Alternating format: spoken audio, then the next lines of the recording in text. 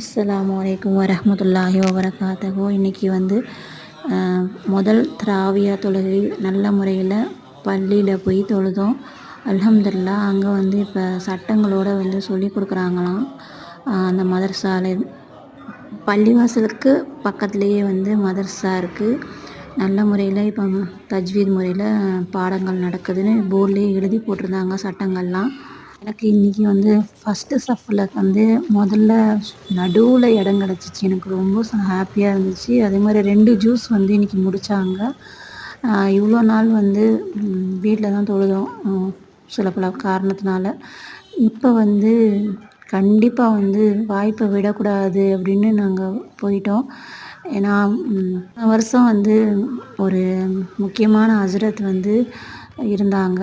அவங்க வந்து இந்த வருஷம் பள்ளியில் இல்லை.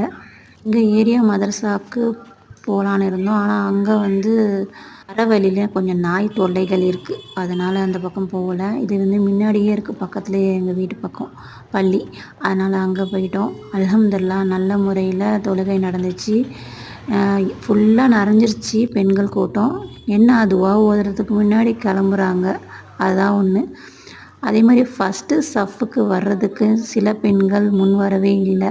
அதுக்கப்புறம் லாஸ்ட்டில் கூட்டம் நிறையா இருந்துச்சு. அல்ஹம்துலில்லாஹ். இல்லை சொன்னால் பயங்கர முட்டி வலியோடு போனேன், குறுக்கு பெயினோடு போனேன். ஆனால் அங்கே போய் தொழுகும்போது எந்த வலியும் எனக்கு இல்லாத மாதிரி ஒரு ஃபீலு தான் இருந்துச்சு வரும்போது. நிதானமாக நல்ல முறையில் தொழுதோம். ஆண்களுக்கெலாம் வந்து உண்மையாக சொன்னால் கொடுத்து வச்சவங்க. ஏன்னா ஹஸ்ரத் ஓதுறத கேட்டு பக்கத்தில் நின்று அவங்க தொழுகக்கூடிய வாய்ப்பு கிடைக்கிது. நம்ம தூரம்தான் நம்ம நிற்கிறோம். இருந்தாலும் வந்து அந்த தொழுகையில் வந்து 2 ஜூஸ் ஓதும்போது ரொம்ப சந்தோஷமாக இருந்துச்சு. 30 நாளில் 30 ஜூஸ் முடிச்சிருவாங்கன்னு சொன்னாங்க. வேற போகணுன்னு அல்லாஹ்கிட்ட ரொம்ப நான் துஆ கேட்டுக்கிறேன். அமல்கள் அதிகமாக செய்கிறதுக்கான வாய்ப்பையும் எல்லாம் வந்து எங்களுக்கு ஏற்படுத்தி கொடுக்கணும், எந்த நோய் நொடியும் இல்லாமல். வரும்போது ரொம்ப இருட்டாக இருந்துச்சு. ஆனால் பக்கத்தில் என்னால் வந்துட்டோம். அங்கே ஒரே கொஞ்சம் நாயெலாம் இல்லை இந்த பக்கம். அதனால் அல்ஹம்துலில்லாஹ்னு வந்தாச்சு. ஒரு நாளும் வந்து திரும்பி வராது. இருக்கிற வரைக்கும் நம்மளுடைய அமல்களை சேகரித்து நம்மளுடைய மண்ணறைக்கு எடுத்துகிட்டு போகணும். அப்போ தான் மறுமையில் நம்மளுக்கு வெற்றி கிடைக்கும்.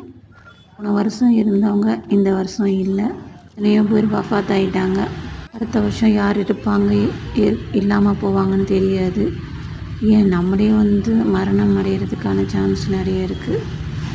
எந்த நேரத்தில் மவுத்து வரும்னு தெரியாது இல்லையா? அதுக்குள்ளே நன்மையாக சேகரிச்சுக்கணும்.